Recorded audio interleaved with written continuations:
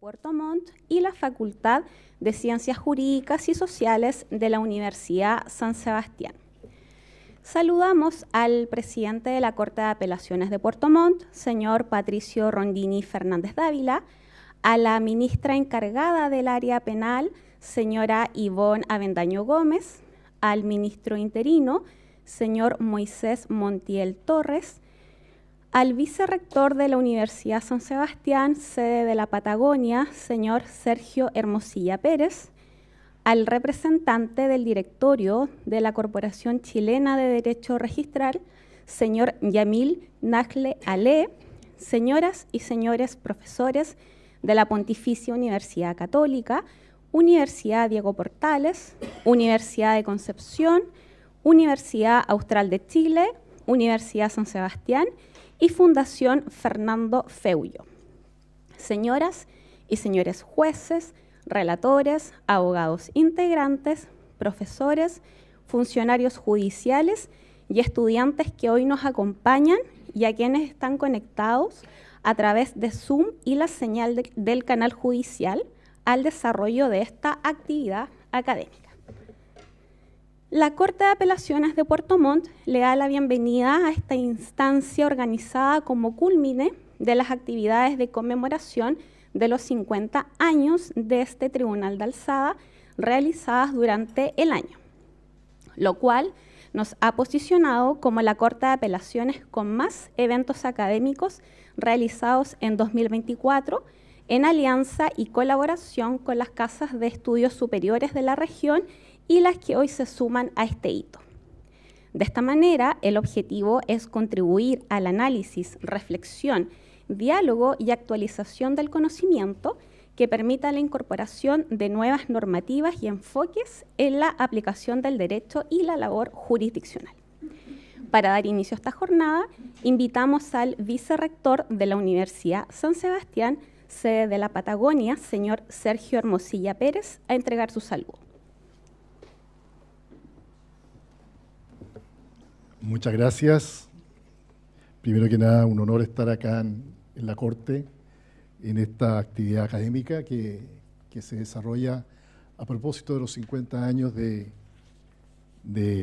que comenzó a funcionar esta Corte aquí en Puerto Montt. Sin duda es un privilegio para nosotros como universidad estar participando y organizando junto a ustedes este evento, este encuentro. Hago mío los vocativos que ya se señalaron y saludo entonces a todos los presentes en esta instancia. Y en forma muy especial a los señores ministros de la Ilustre Corte de Apelaciones de Puerto Montt, quienes hoy nos reciben en su dependencia, y a los académicos de las distintas casas de estudios del país que también hoy nos acompañan. También a todos a quienes nos siguen de manera virtual en la transmisión especial del canal del Poder Judicial.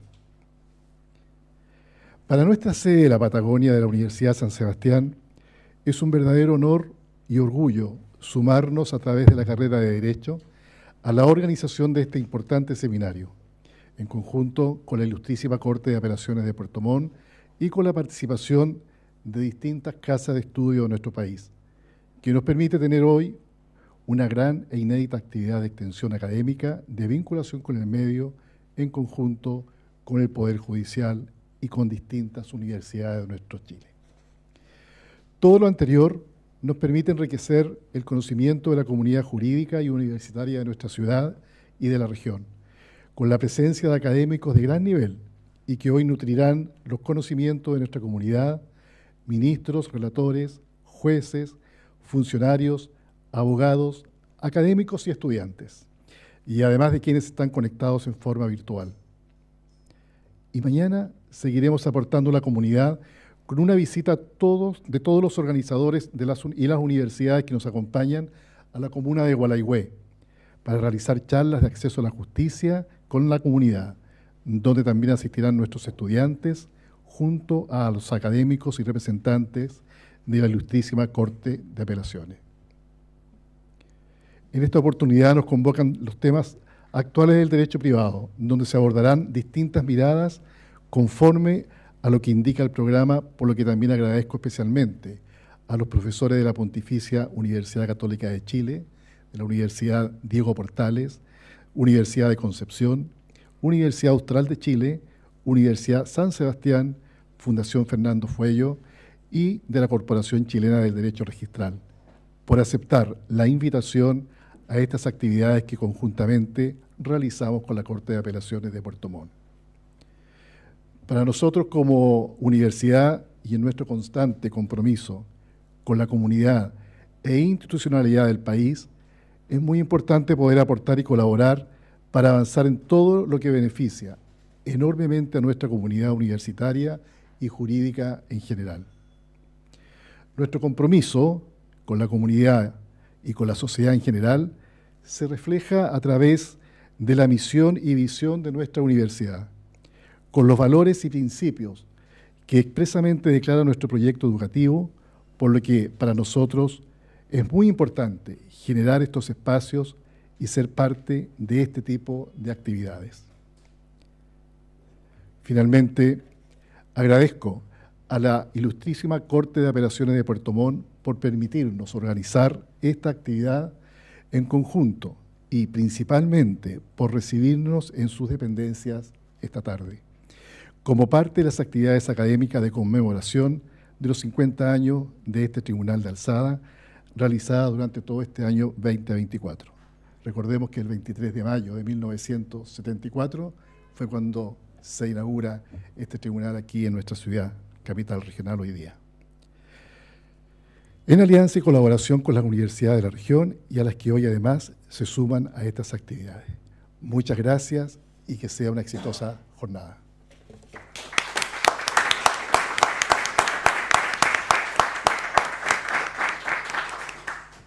Agradecemos el saludo del vicerrector. A quienes siguen el desarrollo del seminario en modalidad online, los invitamos a enviar sus preguntas, las que se contestarán al término de las 3 exposiciones programadas para la primera parte de esta jornada. Para continuar, invitamos al presidente de la Corte de Apelaciones de Puerto Montt, docente, investigador, doctor en Derecho y moderador, señor Patricio Rondini Fernández Dávila, a entregar su saludo y presentar a los expositores del primer panel de esta tarde. Muchas gracias.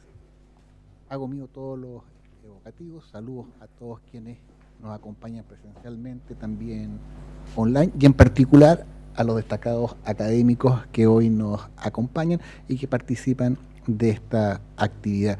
Dentro de los 50 años de esta Corte de Apelaciones, aparte de reforzar el trabajo jurisdiccional, quisimos todos los ministros y la Corte marcar un sello, tender puentes con la comunidad, y no solamente la comunidad social, sino que también académica. Y en ese orden hemos realizado más de 10 actividades con destacados profesores nacionales y extranjeros en nuestra Corte de Apelaciones, y también los jueces, ministros, hemos ido a actividades en las universidades. Entonces nuestro agradecimiento es a todas las universidades que han participado de estos encuentros, y ciertamente que distintas universidades confluyan presencialmente hoy en Puerto Montt es algo que debemos destacar y agradecemos como Corte de Apelaciones, además de la valiosa contribución que realizan todos los abogados integrantes, pero particularmente 2 que son destacados académicos de la Universidad Austral y de la Universidad San Sebastián. Ciertamente son 50 años, yo lo he mencionado antes, y jamás pensé, yo cuando la Corte se creaba tenía apenas 2 años, y ¿quién pensaría que 50 años más tarde iba a estar en esta posición? Pero también esta idea de acercamiento, y también se agradece, y creo que es la primera vez en la historia que el día de mañana destacados académicos se van a constituir en un sector apartado de nuestra jurisdicción, como es Hornopiren, a resolver dudas de todas las personas. Y en ese esfuerzo también el Poder Judicial ha llegado con los tótems de autoatención, uno ya en Cochamó y el día de mañana en Hornopiren, lo cual produce un acercamiento de las personas, ya no tienen que desplazarse de todo el sector cordillerano de Pueblo Cochamó, pueden ir a la biblioteca municipal de Cochamó y tener su autoatención, ya sea por tramitación por sistemas o el Conecta PJUT. Mañana ese hito se desarrollará en Hornopirén, pero como siempre la prioridad es el trabajo jurisdiccional, si yo fuera a inaugurarlo se caería una sala, pero bueno, tenemos un muy buen administrador que seguramente lo hará mejor que yo en la presentación del modelo. Bien, Ana María explicaba, son 2 paneles con 3 expositores, el primero lo modero yo y luego Darío Parra le corresponderá esa tarea en el segundo bloque. Así que nuevamente mis agradecimientos, todos sean bienvenidos y bueno, la magia del sur, la lluvia los acompaña, pero así es nuestra jurisdicción. Gracias.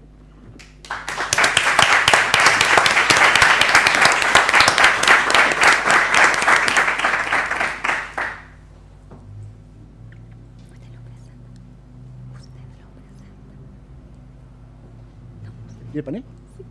Sí, usted los presenta al panel. Ah, sí, perdón. No, bueno, una pequeña coordinación, pero le explico. Vamos a comenzar con el primer panel. Cada expositor tendrá 20 minutos. Yo iré indicando los tiempos, luego serán las preguntas tanto presenciales como las que recojamos a través del chat, a los cuales están todos invitados a hacer sus preguntas, se filtrarán y luego serán los cuestionamientos para que los expositores contesten. Entonces, dando inicio al primer panel y siguiendo el orden que ha sido preestablecido, voy a presentar a la profesora Claudia Bahamón de Oyarzún, doctora en Derecho de la Pontificia Universidad Católica de Valparaíso, profesora de Derecho Civil de la Universidad Diego Portales, investigadora de la Fundación Fernando Fuello, directora de la revista chilena de Derecho Privado, y su tema, el cual abarcará, es el daño moral en materia contractual, desafíos para su procedencia. Me aparto un pequeño, aprovechando que la profesora es de la Pontificia Universidad Católica de Valparaíso, también la universidad vendrá en enero a 2 destacados profesores, también una exposición, también quedan todos invitados.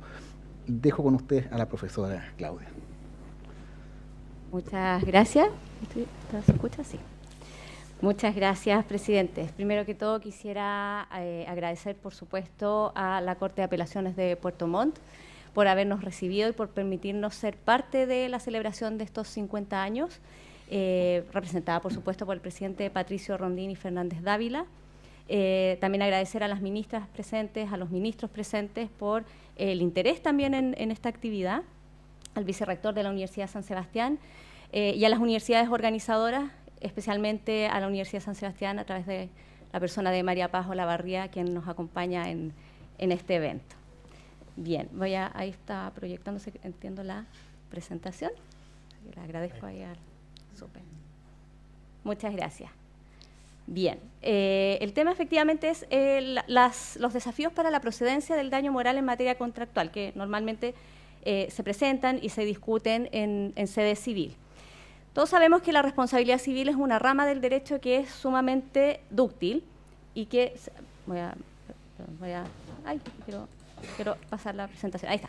Que es sumamente dúctil y se caracteriza por haberse desarrollado y haberse ido adaptando a las nuevas realidades gracias a la labor de la jurisprudencia y también de la doctrina. Tiene flexibilidad en sus reglas, lo cual le ha permitido además acomodarse a las nuevas realidades. Incluso este desarrollo ha servido para que se hayan creado y dictado leyes que toman contenidos respecto de estos planteamientos que se han asentado jurisprudencialmente y, como decía yo, en parte de la dogmática. Pero un aspecto en el que estas reglas civiles se ha visto complementada con otras reglas de orden constitucional, fomentando de hecho el desarrollo del derecho de daños, es precisamente la indemnización por daño moral. Todos sabemos también que el daño moral tuvo una infancia difícil, en el sentido de que hubo un tránsito desde su negativa o la negativa a otorgarse hasta su aceptación gracias a una nueva visión del ser humano y de los alcances de la misma responsabilidad civil, especialmente en materia extracontractual. Sin embargo, no es extraño encontrar sentencias en las cuales el daño moral se otorga en forma casi automática en la medida en que se vulneran derechos fundamentales o se entienden afectados derechos fundamentales. Y pueden llegar a confundirse estos dos conceptos, es decir, la afectación o vulneración de un derecho fundamental con el otorgamiento de un daño moral. A veces no es expreso, pero se subentiende de la existencia del daño moral cuando se lesionan derechos como, por ejemplo, la integridad física, la integridad psíquica, la honra, la vida privada, o especialmente también cuando hay daños físicos. Generalmente es automática esa entrega. Ahora, es cierto que normalmente coinciden, y normalmente cuando se lesiona un derecho fundamental procede la indemnización por un daño moral. Pero conceptualmente son aspectos que deberían mantenerse separados o considerarse de manera separada, dividida, que aunque coincidan, no siempre concurren. Por ejemplo, muchas veces, en todos los casos, en nuestros casos, se vulneran permanentemente o se afectan derechos como los datos personales, la igualdad ante la ley, el derecho a vivir en un ambiente libre de contaminación, y eso no implica necesariamente que se otorgue una indemnización por daño moral.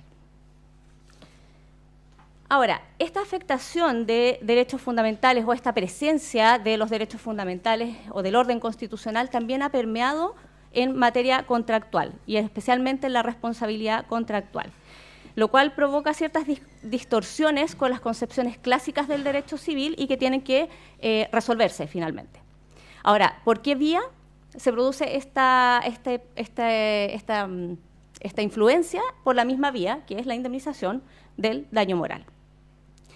Dentro de los argumentos que se otorgaron en su momento para que procediese la indemnización del daño moral en sede contractual, por ejemplo, se invocó la igualdad ante la ley, es decir, dejar en una misma posición al demandante de responsabilidad aquiliana y al demandante de responsabilidad contractual. En el fondo, que las posiciones jurídicas no difirieran mucho. En segundo lugar, existen sentencias que, por una parte, invocan la constitucionalización del derecho civil de manera directa, con apoyo, por supuesto, en la doctrina. Tenemos también otras sentencias que consideran vulneraciones específicas a normas constitucionales. Por ejemplo, citan la vulneración al artículo 19, número 1, número 2, o al artículo 1, por ejemplo, al artículo 19, número 4, etc. Y hay otro grupo de sentencias en que no se mencionan reglas específicas, pero sí se señalan o se considera la afectación de bienes jurídicos, como por ejemplo lo que estábamos hablando, la honra, la vida privada, la integridad física, psíquica, más en genérico. Y también existe otro grupo de sentencias en las cuales, aunque se discute, se invoca la vulneración del derecho de propiedad sobre derechos. Por lo tanto, en esta materia, en el fondo, convendría revisar las particularidades del daño moral en materia contractual, por una parte, luego los criterios para determinar su procedencia y ciertas limitaciones adicionales que tiene la entrega del daño moral en sede contractual. ¿Por qué? Porque, de hecho, efectivamente el daño moral opera de una forma distinta en la responsabilidad civil contractual. En el fondo no podemos caer en lo que la profesora Carmen Domínguez en algún momento señaló, la fantasía contractual. O sea, que el contrato no se puede transformar en una fantasía y que sea un pretexto simplemente para entregar indemnizaciones por daños extrapatrimoniales en circunstancias de que hay un contenido patrimonial y hay un órgano de previsión bien establecido entre las partes. Entonces, precisamente la existencia de este contrato amerita revisar estas especificaciones o estas particularidades. La misma profesora Carmen Domínguez señala que, al igual que en materia extracontractual, en materia contractual, por cierto, el daño moral tiene que ser significativo, ¿ya? Pero no solamente significativo, sino que hay una bajada adicional, mucho más específica, que implica que no debe tratarse de las simples molestias o incomodidades de un incumplimiento contractual. Tiene que ser algo más allá de eso. Tiene que exceder el riesgo de experimentar esta frustración. O sea, en el fondo, para que se procediera una indemnización extrapatrimonial en este sentido, se deberían superar las meras molestias provocadas por el incumplimiento. En cuanto a los criterios para determinar la procedencia, el año 2012, el profesor Álvaro Vidal estableció la necesidad, señaló la necesidad en el fondo de equilibrar la justa indemnización de daños con la función del contrato. En el fondo se buscaba equilibrar ambos aspectos. y especialmente tomando en cuenta la función que cumple el contrato. Y para eso se sustentó sobre la base de la previsibilidad para el deudor. Es importante respetar en ese sentido la previsibilidad para el deudor. ¿Y qué previsibilidad? Primero que todo, la previsibilidad para el deudor de que él pueda llegar a provocar daños extrapatrimoniales o daños morales, y además que el deudor pudiese asumir ese riesgo. O sea, no solamente ponerse en la situación de que pudiese provocar esos daños, sino que además él debería estar en la situación de asumir ese riesgo o asumir este tipo de reparaciones en ese sentido. Todos sabemos que el contrato es un órgano de previsión para las partes. Entonces, dentro de esas previsiones tendría que estar la posibilidad de indemnizar daños que están fuera ya de la mera esfera patrimonial. Y esto además significaría la aplicación plena del artículo 1558 del Código Civil, que indica que el incumplimiento culpable, en el fondo, solamente genera la indemnización de los perjuicios previstos o previsibles al momento de contratar. Y dentro de estas mayores limitaciones hay que asumir que en materia contractual se suman ciertas restricciones para la procedencia de este daño moral. Por lo pronto, por ejemplo, el mismo profesor Vidal señalaba que el contrato debiese tener un contenido extrapatrimonial, o al menos debería ser posible prever la posibilidad de generar un daño de esta clase y haber, como habíamos dicho, asumido este tipo de indemnización. Y esto generalmente ocurre en contratos en los cuales se imponen deberes de indemnidad o en que hay obligaciones de seguridad involucradas en ese contrato. También, si la infracción a estos deberes y obligaciones generan perjuicios extrapatrimoniales, o sea, si el contenido no necesariamente es extrapatrimonial, sino que puede ser patrimonial, pero genera perjuicios extrapatrimoniales, en el fondo procedería la indemnización por daño moral. Con eso se cumpliría el aspecto de la previsibilidad. En segundo lugar, en casos en que el contrato sea puramente patrimonial, el mismo profesor Vidal señalaba que el daño moral debiese operar también en los casos en que el incumplimiento fuese doloso o gravemente culpable. ¿Por qué? Porque frente al dolo o a la culpa grave no hay posibilidad de acogerse a la previsión o a la previsibilidad. Es imposible. O sea, el dolo o la culpa grave, el incumplimiento doloso o con culpa grave, escapa a toda posibilidad de prever. Y de hecho, por eso el artículo 1558 en el fondo extiende los daños a aquellos imprevistos o imprevisibles al momento de contratar en ese tipo de casos. Y por su parte, esto fue complementado posteriormente el año 2018 por el profesor de la Masa, que señalaba que el daño moral en esta sede contractual también debiese proceder cuando haya una lesión que vaya más allá de las molestias por incumplimiento, recogiendo en parte lo que señalaba la profesora Carmen Domínguez, y él indica que, por regla general, se tratará de casos en los cuales se vulneran derechos fundamentales. Por ejemplo, la honra. ¿Ya? Y pone como casos aquellos contratos de cuentas corrientes bancarias o contratos, por ejemplo, de servicios financieros, en los cuales hay un contenido eminentemente patrimonial, no es extrapatrimonial, pero se puede lesionar la honra o el buen nombre o la buena reputación comercial, y ello podría ser efectivamente previsible para los contratantes. Por mi parte, yo creo que si bien es cierto, hay que reconocer que normalmente la afectación de un derecho fundamental y el otorgamiento de una indemnización por daño moral generalmente pueden ir unidos. En materia contractual es particularmente importante rescatar esta diferencia conceptual.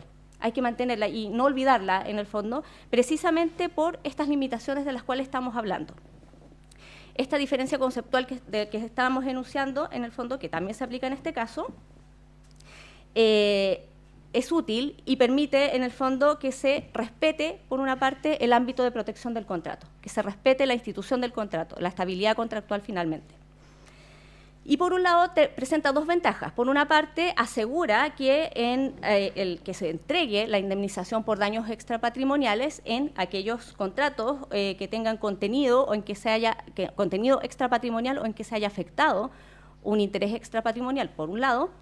Pero por otro lado también tiene la ventaja de que se asegura, al rechazar el automatismo, en el fondo, de la entrega de la indemnización por la vulneración de derechos fundamentales, al rechazar este automatismo, en el fondo, si se trata de un contrato en que no pudo preverse la afectación de un interés extrapatrimonial, entonces el daño moral no debería ser procedente. Entonces, tenemos esas dos ventajas. Por una parte, se asegura la entrega de este tipo de resarcimiento si es que el contenido del contrato es extrapatrimonial o llegase a afectar intereses extrapatrimoniales, y por otra parte, en contratos en los cuales no pudo preverse la afectación de un derecho fundamental, simplemente no debería proceder esa indemnización por daño moral.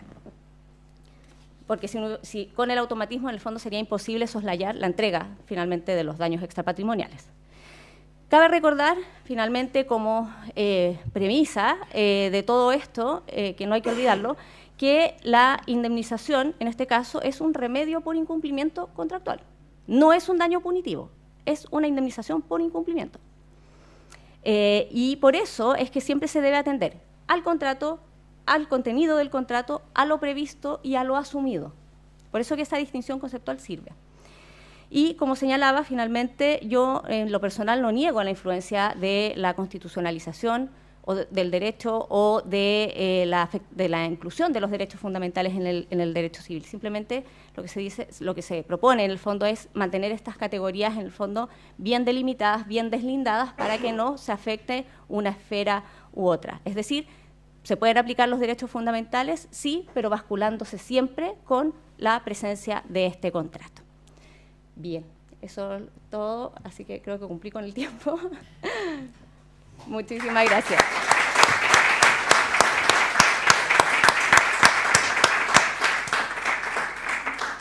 Muchas gracias. Las preguntas van a ser al final de los tres expositores. Me corresponde presentar ahora al profesor Jaime Alcalde Silva, abogado licenciado en Derecho por la Pontificia Universidad Católica de Chile, doctor en Derecho por la Universidad de Valencia, profesor de Derecho Privado de la Pontificia Universidad Católica de Chile, y el tema que abordará es cómo ordenar el panorama de las acciones reales, una mirada jurisprudencial. Muchas gracias. Muchas gracias, señor presidente, y por su intermedio a toda la ilustrísima Corte de Apelaciones de Puerto Montt. Me sumo a las felicitaciones por este aniversario, ya medio siglo en la ciudad, y que espero que sean muchos más. Y así que un gusto estar en esta actividad esta tarde. Y el tema que quiero plantear, y que espero también en el debate posterior haya tiempo para discusión, se refiere a cómo ordenar el panorama de las acciones reales, sobre todo a partir de la jurisprudencia que se ha ido dando respecto de ellas. Vamos a, en primer lugar, ver el diagnóstico del panorama jurisprudencial actual, luego algunas cuestiones respecto a la cosa juzgada en las acciones reales, donde los pronunciamientos también son diversos, la novedad o el desafío que presenta el procedimiento monitorio introducido en la Ley de Arrendamiento de Predios Urbanos, y por último algunas conclusiones. En primer lugar, el diagnóstico. Desde hace ya algunos años, el panorama de las acciones reales ha ido teniendo una delimitación por parte de la jurisprudencia. La acción reivindicatoria, que por muchos años tuvo un campo de aplicación restringido, y se puede comprobar, por ejemplo, revisando la jurisprudencia que se extracta en el repertorio, era más bien reacia a reconocer la procedencia de esta acción cuando se trataba de un conflicto entre el poseedor inscrito y el poseedor material, la persona que no tenía una inscripción a su nombre, pero que estaba haciendo uso de un determinado bien raíz. A partir de aproximadamente el año 2012, esto comienza a cambiar y se empieza a dar cabida a esa acción. De hecho, hay algunas sentencias ya de principios de la década pasada que lo van anticipando, pero 2012-2013 ya la jurisprudencia asentada de la Corte Suprema permite la procedencia. Ahora bien, esta expansión, que califico de razonable, tiene el límite de no admitir la prescripción adquisitiva extraordinaria contra una inscripción no cancelada.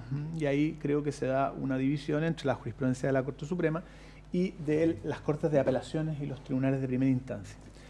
¿A qué me refiero? El artículo 2505 establece la limitación de que contra un título inscrito no puede comenzar a una nueva posesión, ni tampoco dar lugar a la prescripción adquisitiva, sino mediante otra inscripción, ¿no? Y esa regla, si uno la observa su ubicación, se percata de que forma parte de las reglas generales de la prescripción adquisitiva. Es la última de las normas generales, puesto que el artículo siguiente, el artículo 2506, es el que clasifica la prescripción adquisitiva en ordinaria y extraordinaria. Y no obstante, por tanto, que la jurisprudencia ha ido dando cabida a un concepto de posesión cabal e íntegra, o posesión cabal o íntegra, a veces los conceptos se utilizan conjuntamente, a veces se utilizan de manera separada, para permitir la reivindicación contra el poseedor material.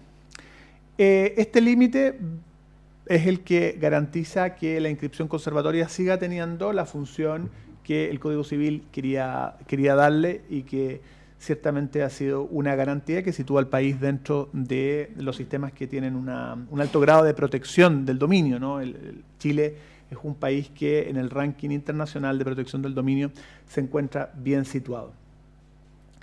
Por lo tanto, la tendencia hoy es esta expansión en cuanto a la legitimación pasiva, pero acompañada de esta restricción, podríamos decir por una parte, pero también una garantía en cuanto a el poseedor inscrito. Otra acción, y que ha tenido un desarrollo bastante peculiar, es la acción de precario, que precisamente también se encuentra tocada por esa ley 18.101 que modifica las reglas de tramitación de la acción de precario, y tiene algunas consecuencias que van más allá de ello, como veremos hacia el final. ¿Qué ha pasado con la acción de precario? La acción de precario es una creación jurisprudencial, como bien ha documentado el profesor Ramón Domínguez, quien ha dedicado varios artículos al respecto, uno de ellos a propósito del sesquicentenario del Código Civil, donde dentro de las instituciones jurisprudenciales que detectaba estaba esta acción, que tiene algunos desarrollos en la década del 50, 60, pero que sobre todo a partir de finales de la década del 70 y principios de la década del 80 se hace una acción recurrente. Sin embargo, en el último tiempo ha ido teniendo una restricción cada vez mayor basada en el concepto de contrato previo. Contrato previo es la expresión que utiliza el artículo 2195 del Código Civil, que se ha entendido como un título que justifica la ocupación que hace la persona demandada, el precarista, de el inmueble en que se encuentra. Y por lo tanto, esta extensión del concepto de contrato previo, de título, ha ido desvirtuando un poco el sentido de la tenencia precaria. Si nosotros nos situamos en el origen romano del término, el precario era uno de los vicios de la posesión, junto con la clandestinidad y la violencia. Estaba precisamente caracterizado por el hecho de no existir una justificación jurídica que permitiera que la persona pudiera tener el bien consigo. Sobre todo, la extensión del término título se ha dado desde hace algunos años ya en el ámbito de las relaciones de familia. En el ámbito de las relaciones de familia, no solamente en el matrimonio, sino también en las relaciones de convivencia o incluso relaciones filiales. Por cierto, no es una materia que sea exclusiva del derecho chileno, ya hay literatura en otros países, por ejemplo, sobre la calificación de precario o de comodato que existiría, por ejemplo, entre cuando los padres permiten que sus hijos vivan en un inmueble que les pertenece. Hacia mediados de la década de 1980, el profesor René Ramos Pasos, en un artículo bastante célebre y que por muchos años constituyó, podríamos decir, el texto canónico que existía en torno al precario, decía que el título debía cumplir dos requisitos. En primer lugar, ser un título que permitiera la tenencia de la cosa, es decir, que el carácter del título pudiese desprenderse que podía justificar que una persona ocupara un inmueble que pertenecía a otro. Es decir, no cualquier contrato, no cualquier relación jurídica podía cumplir con este requisito, puesto que no todos los contratos permiten tener cosas consigo o justificar la tenencia de una cosa. Quizás el caso más paradigmático y donde se da esta situación es a propósito del contrato de promesa. Sobre todo porque el contrato de promesa, en la caracterización que hace el Código Civil, tiene un contenido puramente obligacional y bastante concreto. Engendra una obligación de hacer para ambas partes, suscribir el contrato definitivo cuando llegue el momento fijado por el plazo o por la condición. Sin embargo, se producen situaciones que desafían esta naturaleza jurídica, tanto cuando se entrega el inmueble, lo que va dando lugar luego a situaciones relacionadas con el precario, como son las que estamos conversando, pero también se dan situaciones relativas a qué pasa con los anticipos de precio que se entregan y que también, bueno, podemos justificarlo o no a partir del contrato de promesa, cuando el contrato de promesa lo que en realidad contempla es una obligación de no hacer. Es un problema que ciertamente de momento no nos atañe. Y el segundo requisito que señalaba el profesor René Ramos Pasos en ese trabajo era que fuese oponible ese título a la persona que demandaba, es decir, contratos con terceros no podían resultar oponibles. Si nos fijamos en esta restricción, o por una parte de la acción de precario, más bien la expansión del concepto de título, se ha dado en ambos requisitos. Por una parte, olvidando ese carácter de tenencia que ha de permitir el título, y en segundo lugar, relativizando el concepto de oponibilidad del título al demandante. De manera que hoy el precario, podríamos decir, es una situación donde la persona que demanda tiene pocas certezas sobre qué finalmente va a ocurrir. Algo de eso podría solucionarse por la simplificación del procedimiento derivado del monitorio, a lo cual me referiré al final. Una tercera acción es la acción contra el injusto detentador, la acción del artículo 915, donde la duda que genera no ha sido despejada por la jurisprudencia en cuanto a su procedencia. Hay jurisprudencia que la acepta, jurisprudencia que considera que viene a ser un equivalente de la acción reivindicatoria y que finalmente corresponde al juez aplicar uno u otro, de manera que es una acción donde también el resultado es incierto. Si uno quiere tratar de reconstruir un poco el origen de esta acción, que se encuentra situada al final del título sobre reivindicación, el título 12º del libro segundo del Código Civil, parece ser que la acción tiene que ver con las decisiones que se tomaron en la comisión revisora en torno a la introducción de lo que luego se llamaba la teoría de la posesión inscrita. Es una de las tantas normas que vienen a configurar este régimen de la posesión inscrita, como son, por ejemplo, el artículo 2505 mencionado, como son las reglas que están establecidas a propósito de la prueba de las acciones posesorias, como es el hecho de que la inscripción sea la manera de efectuar la tradición de los inmuebles, etc. Entonces parece que está por ahí, ¿no? Parece ser que era el mecanismo por el cual se quería dar una salida al dueño de manera que el dueño no quedara frustrado en su protección.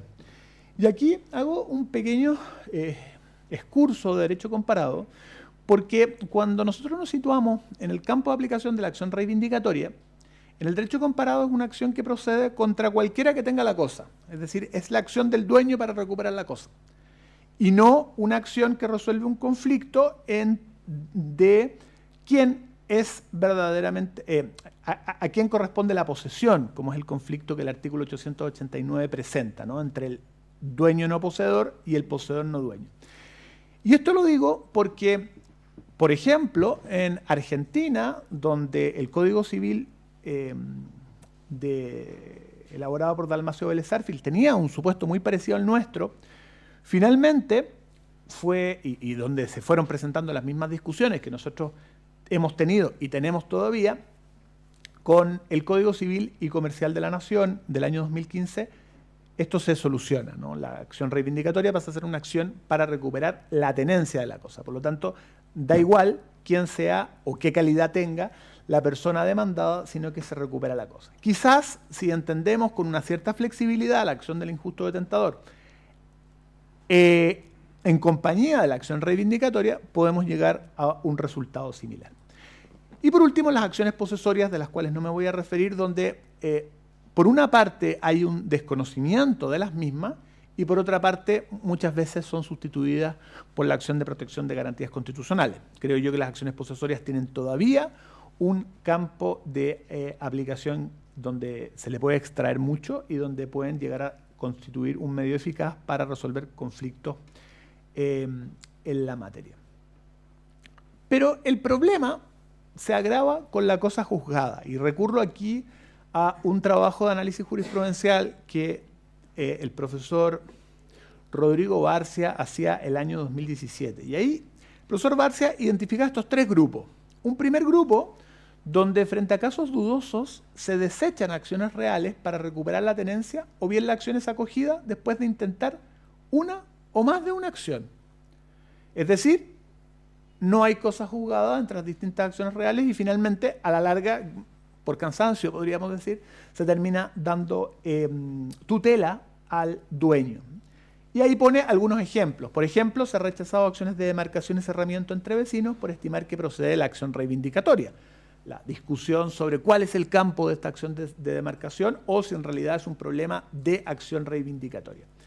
Se ha desechado la acción de simple precario, también a favor de la acción dominical, es decir, no procede la acción de precario, pero sí procede la acción reivindicatoria. Se hacen exigencias probatorias imposibles de cumplir en el precario o se desecha la acción de precario por estimar que procede el simple precario, ¿no? Si nosotros nos vamos a los artículos 2194 y 2195 del Código Civil, el Código Civil contempla dos situaciones, el comodato precario y el simple precario, o precario no contractual. El primero es un supuesto de precario, es decir, donde el dueño ha entregado la cosa a otro, pero donde no ha condicionado el uso de la cosa a un determinado fin o donde se ha reservado, no ha señalado un plazo para el uso de la misma o donde se ha reservado la facultad de pedir su restitución en cualquier momento. Son supuestos contractuales, solo que caracterizados por la inestabilidad de la tenencia, puesto que depende de la voluntad del comodante de poner término a ese contrato. Situación que es distinta de la del precario no contractual o simple precario, donde la tenencia procede de la ignorancia o la mera tolerancia del dueño. ¿Son realmente tan distintas esas acciones? Sobre todo ahora que el procedimiento monitorio conduce ambas a través del mismo procedimiento. Cabe preguntárselo a la luz precisamente de estos rechazos que se observan en la jurisprudencia. En igual sentido, entre la jurisprudencia que compulsa el profesor Barcia, dice que se ha resuelto que si se acredita la existencia de un contrato de comodato, la acción de precario es improcedente y corresponde, por tanto, a la de comodato precario. Algo que, por lo demás, la jurisprudencia ha sido reiterada con posterioridad a 2017. Un segundo grupo está representado por las acciones reales que es acogida después que se han desestimado una o varias acciones. Y por último, un tercero donde se rechaza una segunda acción por considerar que hay cosa juzgada, que es lo que presenta mayores problemas, ¿no? Es decir, yo agoto la vía de protección con la primera acción y se entiende que ya la cuestión ha sido rechazada. Distinto es un caso fallado hace poco por la Corte Suprema en sede de recurso de revisión, donde se había presentado una acción de precario, la acción de precario había sido rechazada porque se consideró que existía un título, esa sentencia quedó firme y con posterioridad el demandante volvió a presentar otra demanda que ella sí fue acogida. Y esa demanda es la que fue dejada sin efecto en sede, perdón, esa sentencia fue la que fue dejada sin efecto en sede de revisión porque existía una cosa juzgada no alegada en su oportunidad basada en el primer juicio. Creo que eso es una cuestión distinta a esta otra, ¿no? Donde es el dueño el que va recurriendo con una acción ya rechazada y haciéndose cargo de los argumentos dados en la sentencia, trata de corregir en un procedimiento siguiente la acción también con malos resultados. ¿Puede ayudarnos el procedimiento monitorio y la manera en que este quedó configurado? Creo que de alguna manera sí, en la medida que su aplicación se haga de manera correcta. Ciertamente los resultados tenemos que esperar algunos años para poder verlos, porque va a depender de que los juicios posteriores al monitorio finalmente vayan configurando una jurisprudencia en la Corte Suprema. ¿Qué dice el artículo 18K de la Ley 18.101? Que las normas de este título se aplicarán en lo pertinente a las acciones de comodato precario que persigan la restitución del inmueble y la acción de precario establecida en el artículo 2195 del Código Civil, la acción de simple precario. Por cierto, el artículo presenta muchas dudas. El profesor Jorge Larrucó, por ejemplo, ya ha analizado en un artículo de la Universidad Austral, de la revista de la Universidad Austral de Chile, qué significa esta frase en lo pertinente, porque ciertamente estamos frente a una acción pensada para una relación contractual, como es el arrendamiento, que se extiende a una relación no contractual, como es la del simple precario. Pero en eso no me voy a ocupar ahora, sino que me interesa el efecto que está previsto en el artículo 18H, que es el rechazo de la acción intentada a través del procedimiento monitorio. Formulada oposición fundada en las excepciones, sea que se promuevan o no conjuntamente con aquellas dilatorias del artículo 303, el tribunal declarará terminado el procedimiento y quedará sin efecto de pleno derecho la resolución prevista en el artículo 18C. Y aquí viene la parte más importante. Con todo, la oposición del demandado configurará y delimitará necesariamente el objeto del juicio declarativo posterior del arrendamiento que decidiera iniciar el demandante, y no podrá discutirse en él cuestiones diversas de la existencia de la obligación y de las alegaciones y excepciones planteadas por el deudor en el procedimiento monitorio. Esta norma nos dice que la excepción que oponga, en este caso, el precarista, va a delimitar la controversia posterior y que no se admitirán cuestiones diversas a esas dos materias que están señaladas ahí. Materias que, por cierto, necesitan una labor de interpretación, pero son materias pensadas respecto del arrendamiento, ¿no? La existencia de la obligación. ¿Cuál es la obligación aquí? La restitución derivada del precario y de las excepciones presentadas por el deudor. Pues, precisamente la excepción será la existencia de un título, etc. Y ahí viene la pregunta, bueno, ¿qué significa esto? Porque si la manera de conducir la acción de precario es el procedimiento monitorio de la Ley 18.101, quiere decir que la vía precaria, la vía del precario ya quedó agotada al rechazarse dicha demanda y que por lo tanto lo que corresponde es el ejercicio de otra acción, esta vez en un juicio declarativo. Y ahí la pregunta es, bueno, entonces, ¿cuál es ese procedimiento declarativo anterior?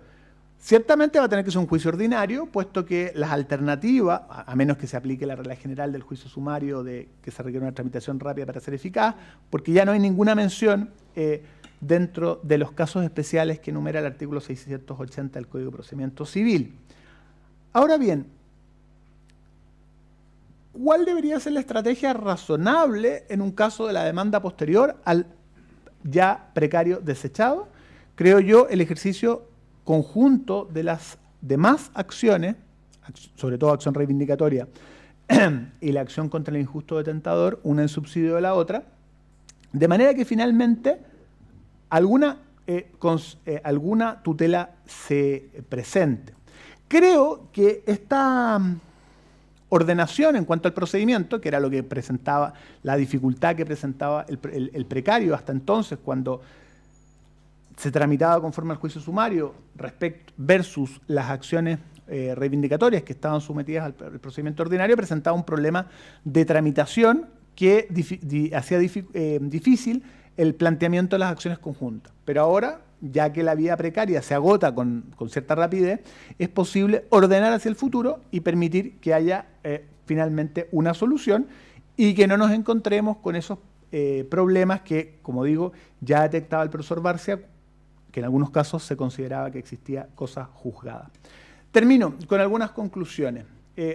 Creo que la acción reivindicatoria siempre debería ser ejercida junto con la acción contra el injusto detentador, con el fin de que sea acogida una u otra. Es decir, si bien no se configura el supuesto de acción reivindicatoria, al menos el supuesto de injusto detentador, en cuanto el injusto detentador no requiere siquiera que exista ánimo de señor y dueño, como dice la redacción del artículo 915. En segundo lugar, la acción de precario debería recobrar su genuino sentido en cuanto al título que permite enervarlo, y esto significa volver a esos dos requisitos en cuanto al mismo que ya planteaba hace más de 30 años el profesor René Ramos Paso. Y por último, la cuestión procesal relativa al procedimiento monitorio de la ley 18.101. Rechazada en sede monitorio, la acción de precario, se debería abrir la posibilidad de plantear las distintas acciones, una subsidiada de otra, para que alguna sea acogida y que no nos encontremos finalmente con que el dueño, no obstante ser dueño y seguir siendo dueño, no tiene acción con la cual recuperar su inmueble. Muchas gracias.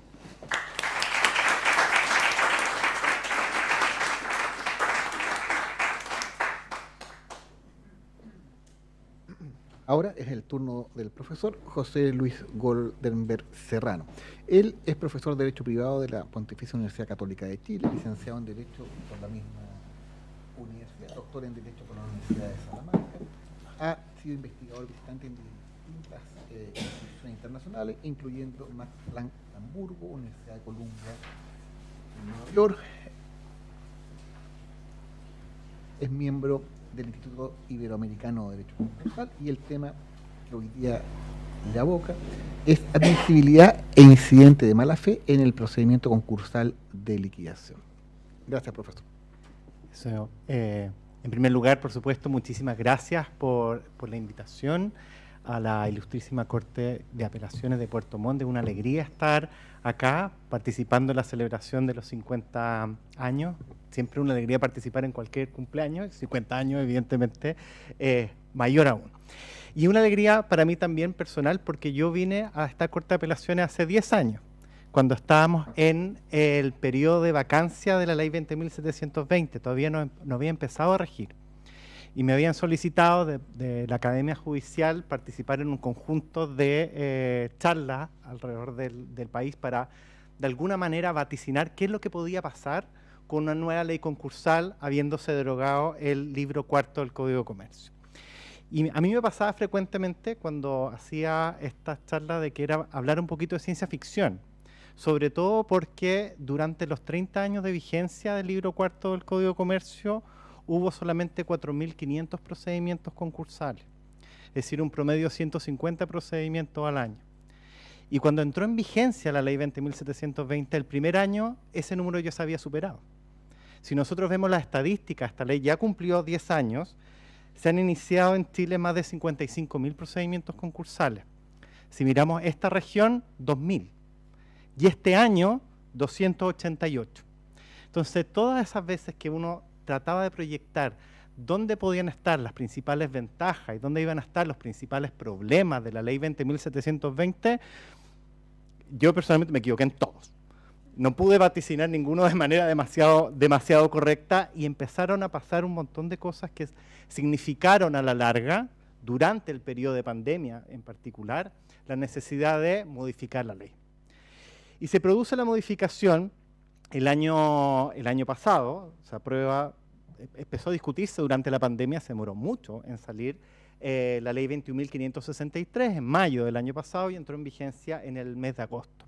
Originalmente se presenta esta modificación con un objetivo principal, que era crear procedimientos simplificados para las micro y pequeñas empresas y ajustar un problema que se había producido desde el punto de vista de la identificación de la persona deudora, porque incorporaba a aquella persona que tributaba conforme al artículo 42, número 2 de la Ley de la Renta, es decir, la persona que boleteaba, y eso significaba que la persona, por emitir una boleta, aunque fuese de 30.000 pesos, daba lo mismo, se transformaba en empresa deudora y pasaba a tener exactamente el mismo procedimiento que Enjoy. Entonces, eso evidentemente no estaba funcionando y se dice, bueno, vamos a modificar principalmente el elemento subjetivo de los procedimientos concursales.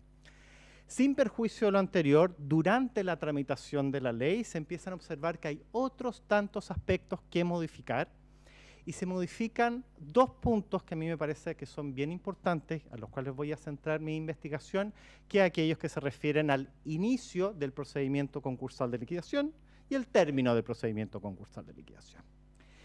El inicio es lo que se refiere a la admisibilidad, y el problema se presentaba principalmente respecto a las liquidaciones voluntarias, ¿Qué es lo que pasaba antes con el libro cuarto del Código de Comercio? La liquidación voluntaria es lo que se llamaba pedir la propia quiebra. Yo pido mi propia quiebra. No pasaba nunca. La ley obligaba, de hecho, a pedir la propia quiebra a contar una vez transcurrido 15 días de la fecha de cesación de pago, si no se cometía delito. Pero tampoco se pedía la quiebra. Pero con el nuevo sistema concursal, las liquidaciones voluntarias pasaron a ser el principal procedimiento. ¿Por qué? Porque el beneficio final del procedimiento parecía muy apetitoso, que era lo que se denomina el descargue de la deuda o el discharge, que básicamente significa que al término del procedimiento, si no alcanzamos a pagarle a todos los acreedores, los saldos insolutos se extinguen. Entonces, la gente dijo, bueno, esta parece ser la panacea, inicio un procedimiento concursal de liquidación voluntaria, entrego los pocos bienes que eventualmente tengo y obtengo la liberación de todo mi pasivo, la exoneración del pasivo. Entonces, ¿cómo resolvemos eventualmente la posibilidad de abuso? Ese fue el principal problema que se empezó a tener desde el punto de vista de la aplicación jurisprudencial. Porque, por supuesto, se empezaron a ver casos de abuso bien terribles, y de personas que ocultaban bienes. Vengo a presentar,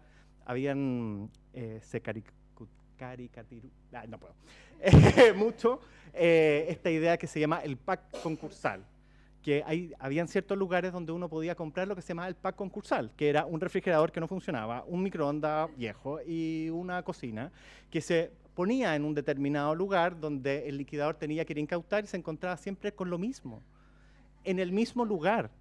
Entonces, frente a este uso abusivo, no total, no es que todas las personas que se sometían al procedimiento estaban en esa situación, pero empezó a hacerse muy habitual, y los tribunales también se empezaron a dar cuenta que había una cierta habitualidad en este mecanismo. Empezaron los propios tribunales, por vía jurisprudencial, a establecer limitaciones para efectos de acceder al procedimiento.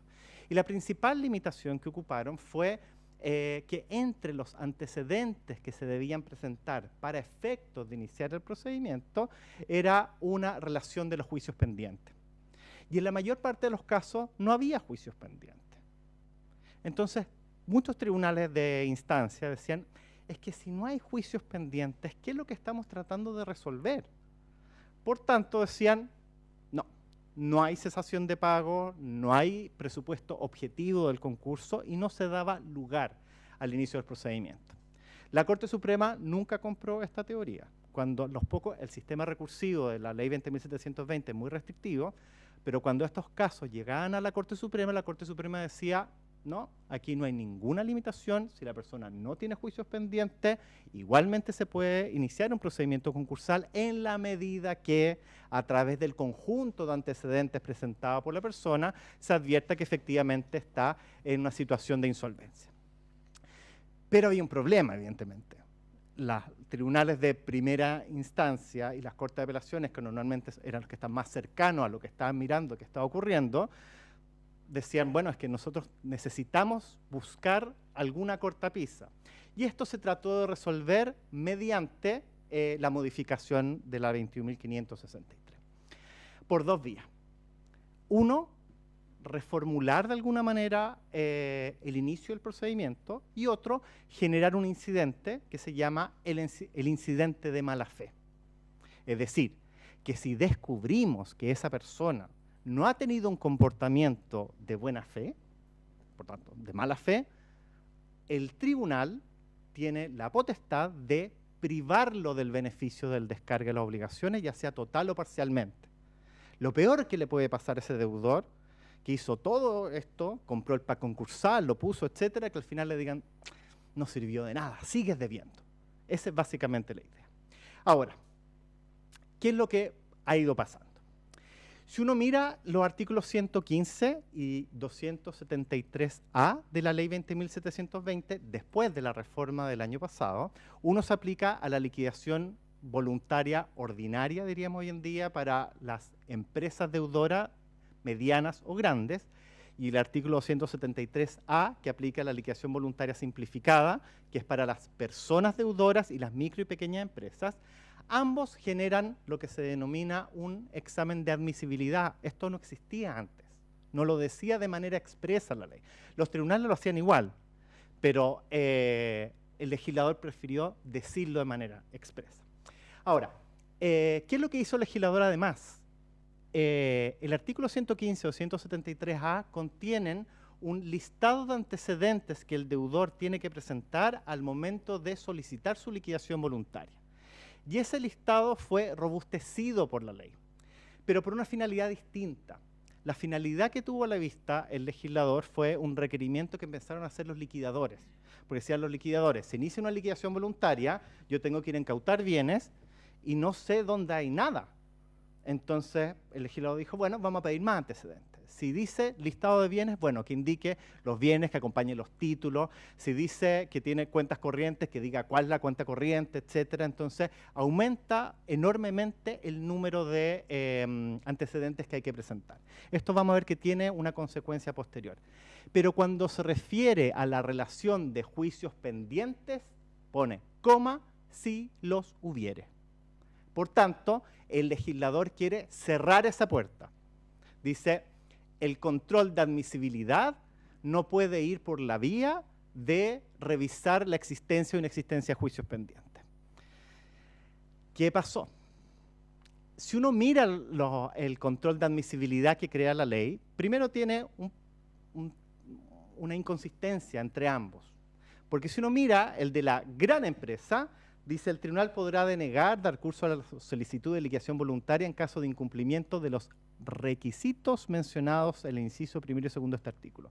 273A, que es lo mismo, pero en la versión simplificada puede denegar ante la insuficiencia o incumplimiento. No solamente incumplimiento, sino también insuficiencia. De cualquiera de los requisitos o antecedentes. El otro solamente dice requisito. Es decir, ¿por qué hizo dos controles de admisibilidad distintos? No hay ninguna mención en la historia legislativa.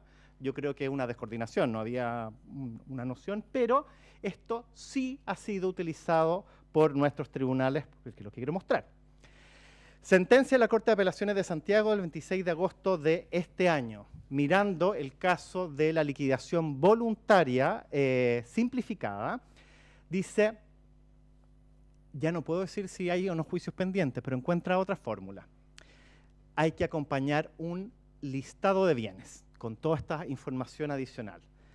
Y dice, bueno, acompañó el listado de bienes, pero cuando yo como tribunal hago el control de admisibilidad y veo ese listado de bienes, veo que la norma me habla de la insuficiencia o el incumplimiento de los requisitos o antecedentes mencionados en el artículo anterior, y por tanto, la jueza recurrida dice, no puede ser considerada que cometió una falta o abuso por negar el inicio del procedimiento concursal de liquidación voluntaria, porque los bienes que fueron presentados no eran suficientes. No eran suficientes ni siquiera para los gastos iniciales de un procedimiento concursal. Entonces dice el tribunal, y lo que refrenda finalmente la Corte de Apelaciones de Santiago, es decir, a ver, un procedimiento concursal no tiene por objeto únicamente proteger al deudor, sino que también, de alguna manera, proteger y satisfacer la necesidad de los acreedores y ciertas nociones de interés público en general. ¿Por qué vamos a poner en movimiento un procedimiento de liquidación si lo que vamos a vender, que es muy poquito, con suerte va a alcanzar para pagarle al liquidador, pero a ninguno de los acreedores? Y por tanto, interpreta este control de admisibilidad de una manera bastante más poderosa que simplemente ver acompañó, no acompañó, acompañó, no acompañó. Y no da lugar al inicio del procedimiento. A mi juicio, esto, claro, es algo que admite la norma. La norma, es decir, o el tribunal aquí evidentemente hace un reproche porque dice, no se vislumbra que acoger a tramitación esta solicitud con los consiguientes gastos para el Estado pueda llevar a considerar que en este caso el deudor no volverá a incurrir en un comportamiento crediticio responsable si es un consumidor que no obstante tener obligaciones por más de 13 millones de pesos no ha sido capaz de generar un activo valorado en más de 400.000 pesos. El problema está, en este caso no, pero en términos generales puede estar en alguna otra cosa. Hay muchas personas que en Chile se endeudan para otro tipo de cosas, no para comprar bienes, sino para prestaciones de servicios, por ejemplo, prestaciones de servicios de salud. Y donde cuando se inicia la incautación, no hay bienes. Y decir, bueno, ¿y usted qué hizo con los 13 millones de pesos que solicitó? Y eso no consta. ¿Cómo se tiene que solucionar esto a mi juicio? Bueno, que cuando el abogado prepara la solicitud de liquidación voluntaria cuente la historia completa, porque si no aparece una historia que evidentemente llama la atención. Podría estar enmascarando de alguna manera un comportamiento irresponsable. Hay maneras de solucionarlo, pero eso es dar cuenta de la historia completa. Lo que quiero decir, el que se haya eliminado la posibilidad de cerrar la puerta por no existencia de juicios pendientes no ha significado bajo ningún respecto que los tribunales no hayan encontrado otros mecanismos para evitar el uso abusivo de los procedimientos. El segundo punto es el incidente de mala fe. Esta es nueva creación. El incidente de mala fe se establece como un mecanismo que se puede dar en cualquier momento del procedimiento, en que cualquiera de los acreedores puede, pero el liquidador debe, iniciar esta tramitación incidental cuando se observa un cierto comportamiento que va en contra de la buena fe. Pero acá no ocupamos la buena fe en un criterio basado, por ejemplo, en el artículo 1546 del Código Civil. No es esa idea. La buena fe aquí es una buena fe procedimental, que al momento de participar en el procedimiento está participando de buena fe, colaborando con el procedimiento.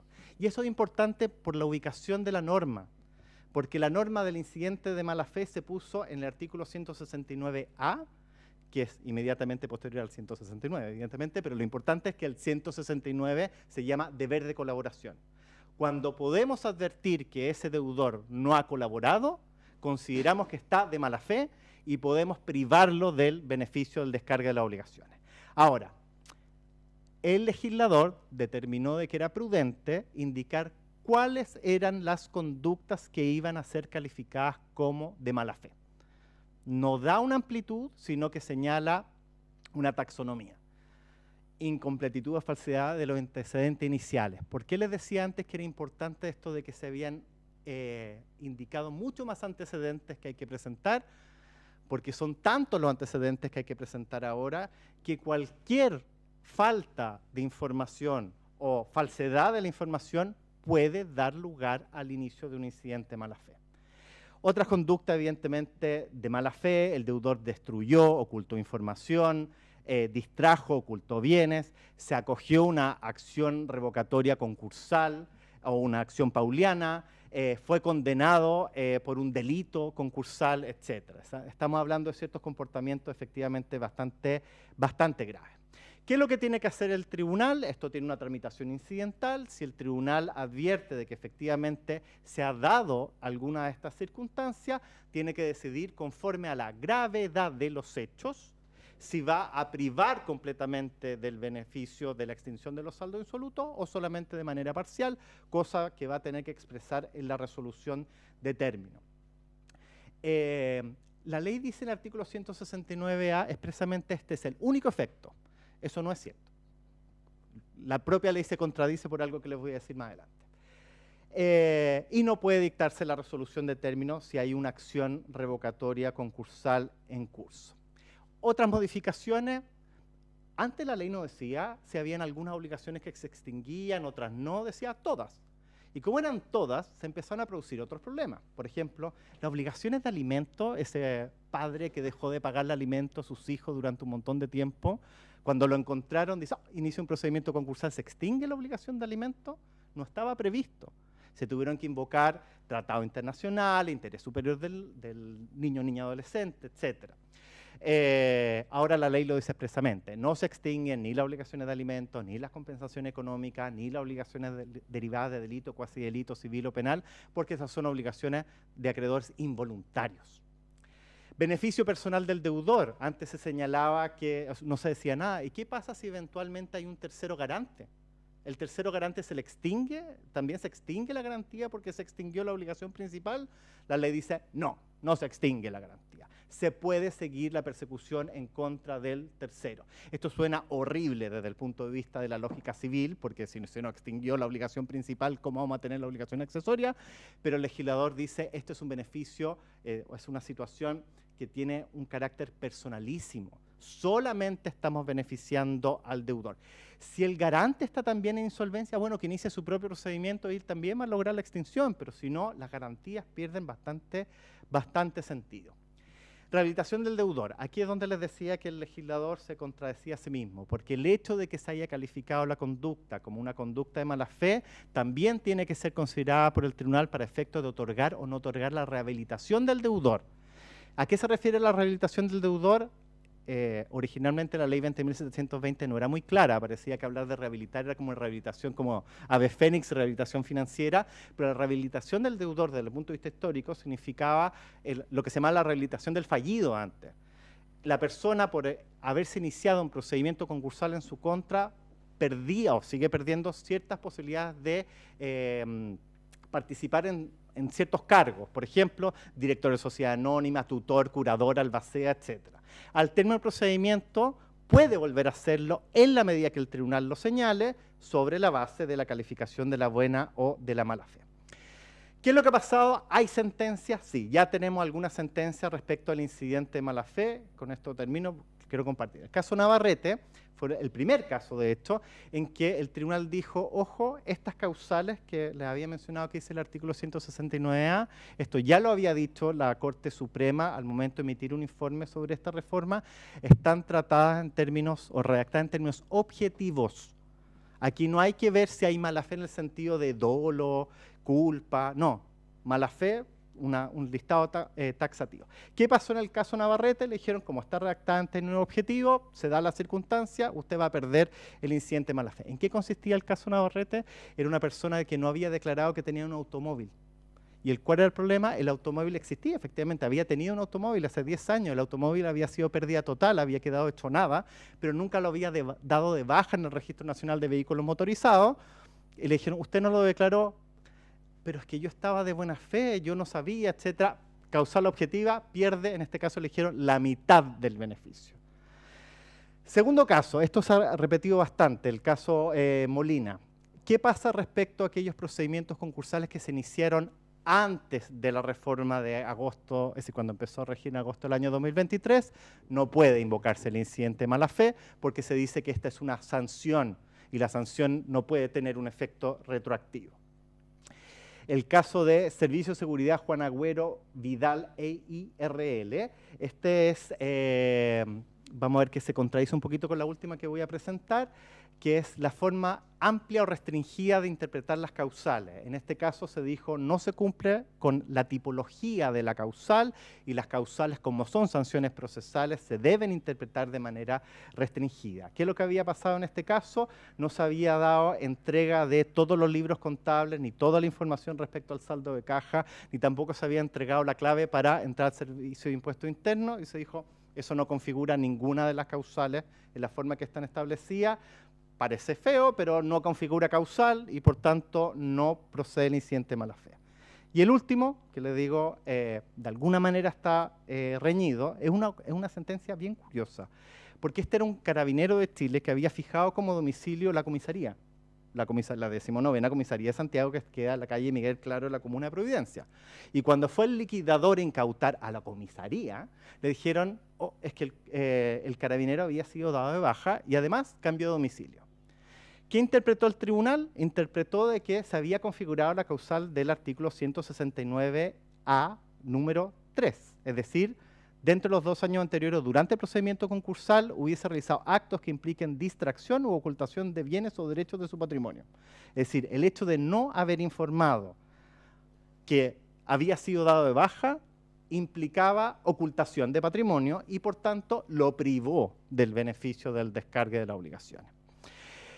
Había un cierto temor de que este descargue de las obligaciones hubiese aumentado la litigiosidad, en el sentido de que todos los acreedores dijeran, no, no quiero discharge, así que voy a invocar el incidente de mala fe cada vez que exista alguna actitud sospechosa, pero las estadísticas nos han dicho que no es así, sobre todo porque hay muchos acreedores a los que les conviene finalmente que se extingan las obligaciones, sobre todo cuando no hay nada tan sospechoso, porque obtienen beneficios tributarios. Esos son las dos variables de la ecuación para ver cómo sigue funcionando. Llevamos solamente un poquito más de un año con la reforma, evidentemente esto hay que seguir mirándolo, pero son las adecuaciones que intentó hacer el legislador para efectos, acá lo dice expresamente la historia de la ley, evitar el abuso en el uso de los procedimientos concursales. Muchísimas gracias.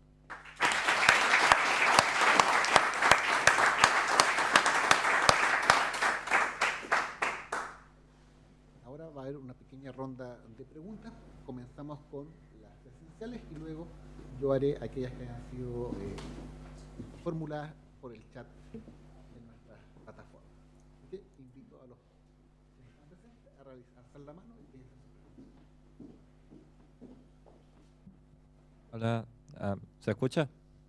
Tengo una pregunta para la señorita Claudia.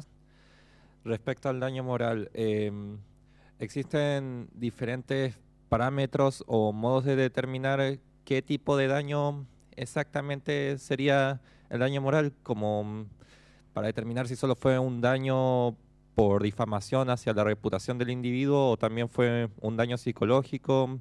¿Qué medidas se decretan dependiendo del tipo de daño y eso?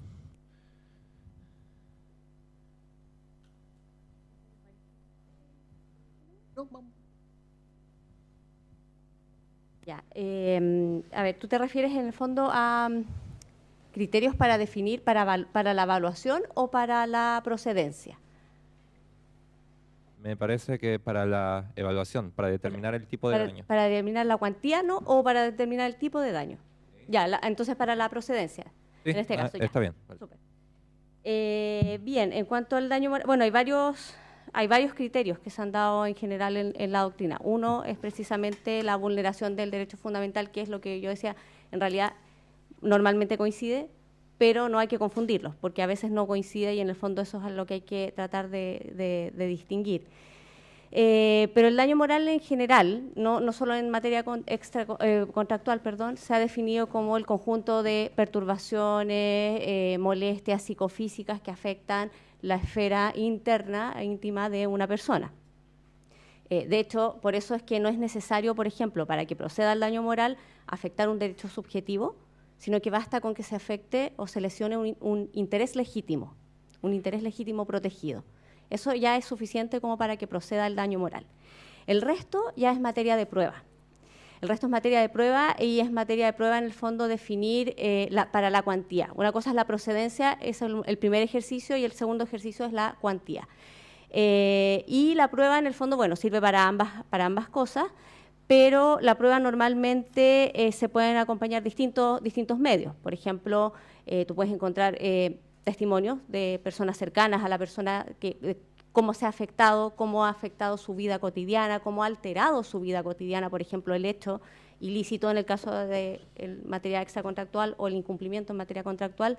Pueden haber informes, por supuesto, informes periciales psicológicos, psiquiátricos, o incluso, por ejemplo, recetas médicas también de medicamentos, por ejemplo, ansiolíticos o algún tipo de enfermedad inmunológica que se haya detonado a propósito de la baja de defensas por precisamente una situación de depresión, por ejemplo. En general, todos los medios de prueba son admitidos en estos juicios, son juicios en general declarativos de mayor cuantía, por lo tanto, todo se acepta. Y eso mismo determina, por eso digo, es un tema de prueba, porque lo que se trata de evitar, en el fondo, con la exigencia de la prueba en el daño moral es que haya un automatismo, que se entregue porque, la persona dijo, me molestó este incumplimiento, se entrega. Es que en realidad yo me sentí afectado, se entrega. No, hay que ir un poco más hacia el fondo, hay que evitar que esto se haga de manera automática, para que no se produzca, en el fondo, lo que señalaba el profesor Díaz Picasso en algún momento, que es el escándalo del daño moral, o sea, que todo pueda ser daño moral y finalmente nada es daño moral. Entonces, todo va por un tema probatorio, pero como te digo, el primer ejercicio es el de la procedencia, el segundo es el de la evaluación, y ambos tienen una carga probatoria importante para la víctima o para el acreedor, dependiendo del caso. Está bien, gracias. Gracias a ti.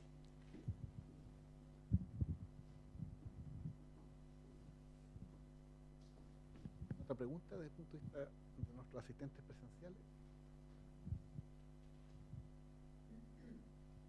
No, mientras tanto, formulo una pregunta para el profesor Jaime Alcalde. La pregunta es la siguiente. Los tribunales superiores han desechado la acción de precario cuando existe o ha existido un vínculo familiar entre demandante y demandado. Pero los tribunales han señalado que hay que ejercer la acción correspondiente. Pregunta, ¿cuál es la acción correspondiente para estos casos?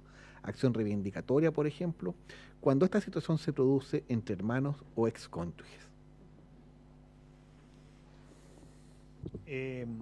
Claro, creo que hay distintas situaciones, ¿no? Las primeras casos en que se comienza a plantear el punto tienen que ver con sociedades conyugales, por ejemplo, no disueltas, donde ya ahí la cuestión se vuelve todavía un poco más enredada por el régimen de bienes del matrimonio y su tratamiento, ¿no? Hace un poco tiempo atrás, para esa semana atrás, salió una sentencia de la Corte Suprema a propósito de un incumplimiento de una promesa, por ejemplo, donde la cuestión que va involucrada es también esa, ¿no?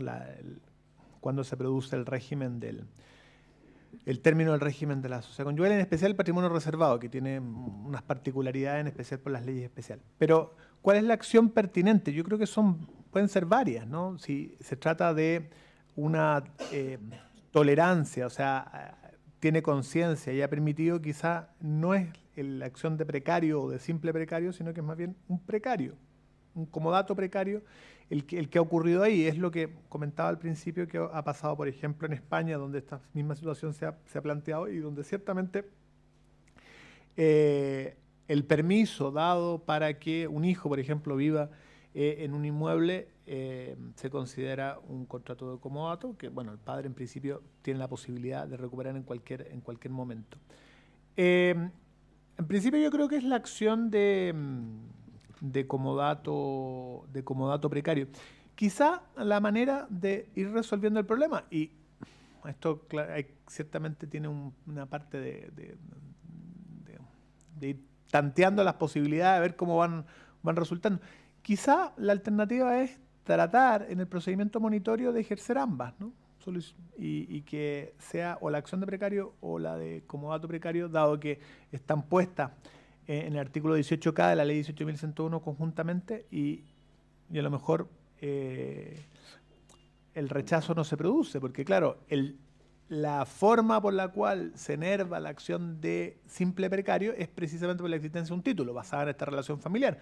Pero ese antecedente no sé si sea considerado tal cuando se trata de un comodato, donde precisamente se asume que hubo una autorización para que se usara el inmueble, pero que se desea que termine conforme a lo que dice el artículo 2194. No habría ignorancia. Claro.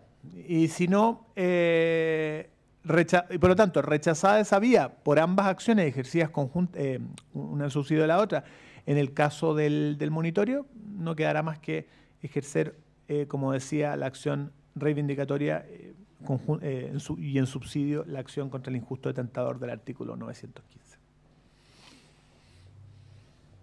Bien, ¿alguna otra pregunta? Si no, damos paso al segundo panel.